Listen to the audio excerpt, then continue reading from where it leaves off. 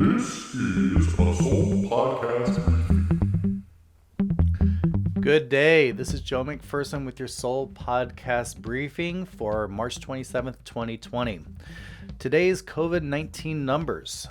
Today, there are 91 new cases, which are down from 104 yesterday. 9,332 confirmed cases total, and now 139 deaths. On the bright side, 4,528 have been confirmed recovered.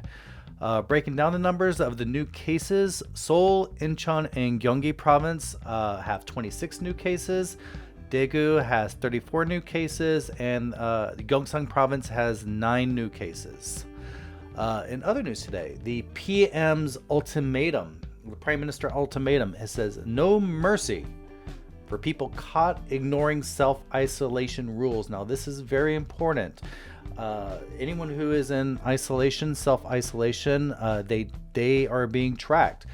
And so any long-term arrivals from the US or Europe, they are required to self-isolate for 14 days. The Prime Minister is getting a little miffed about this because they've reported 40 people violating this isolation request. And for foreigners, you could risk deportation for violating. We've been, with the numbers that I just said, we've been having an increasing portion of our new cases have been coming in through the airport. So this has been where the government is starting to focus now. And some people might ask, well, how do you know they've been violated? Well, now anyone coming into Korea, now this is a friend of mine just went through this. You are required, before you do anything, you're required to install an app on your phone so they can keep track of you. They will even give you warnings if you're taking a flight to Seoul. They'll give you a warning at your previous airport that you should have some type of smartphone with you so you can install this app, or they won't let you in the country. So this is my plea. Please, we are in the very tail end of this, so please do your best to try to stay inside. I've been staying inside.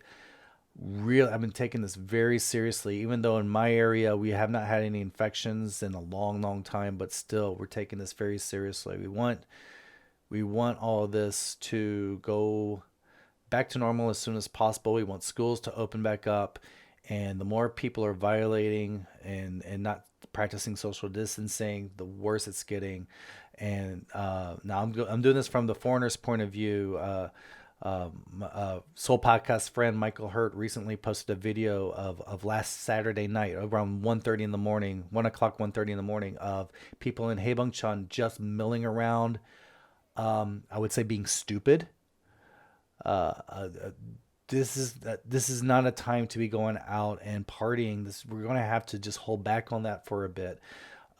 Also, I mean, we honestly, foreigners in Korea, we have a reputation that sometimes earned, sometimes unearned, but we're going out and trying to become carriers for this virus by going out and mingling. Then the spotlight gets put on us. So please be careful. Us as foreigners in Korea, we need to be a little bit more vigilant with our behavior. Because we are looked at a little more closely, and as soon as anything pops up, we're the first ones to be blamed.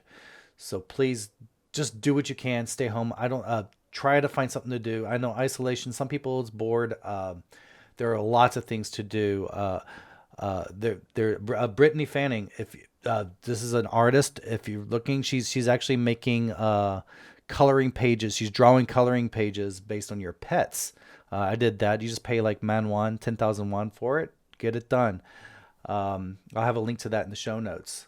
One cool thing that's coming out from the COVID is that the government is launching a new 10-minute tracing program. In other words, it means that now when we find a new positive case for coronavirus, that they're able to trace where that person has been in just 10 minutes. Before, it would take 24 hours. It was delayed a lot. And that this is the shorter you can we have found that the less time it takes to contact all the people that person has been in contact with, the faster they can self-isolate and the faster they can get tested. And that has really kept this from becoming really, really bad. In other news, I'm sure everyone's been talking about Cho Ju-bin, one of the operators of this abusive sex ring, child abuse porn ring. Very interesting that they let his name and identity, his face, be revealed, because that usually is not done in Korea. There's actually a part in the Constitution that's a right to face. I've actually personally ran afoul of this years and years ago for violating the very strict libel laws, which this falls under, by talking about a former employer, and I actually got interrogated by the police because our libel laws of protecting people's face and their reputation are so important here. So this was a new development, that they let his face be revealed and his name be revealed. But now the investigation is getting higher, and a second child sex abuse ring has been uncovered. This time the leader may actually be 16 years old. Both using this group chat called Telegram. Supposedly there were 8,000 to 20,000 men using this. So that's the really disgusting part, if you ask me. This is sort of related to Cho Ju-bin's group, where this teenager had a falling out with them and started his own. So that is what is happening in the news today.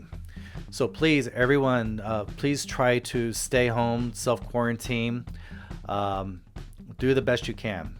So this has been the SeoulPodcast Briefing. Take it safe out there.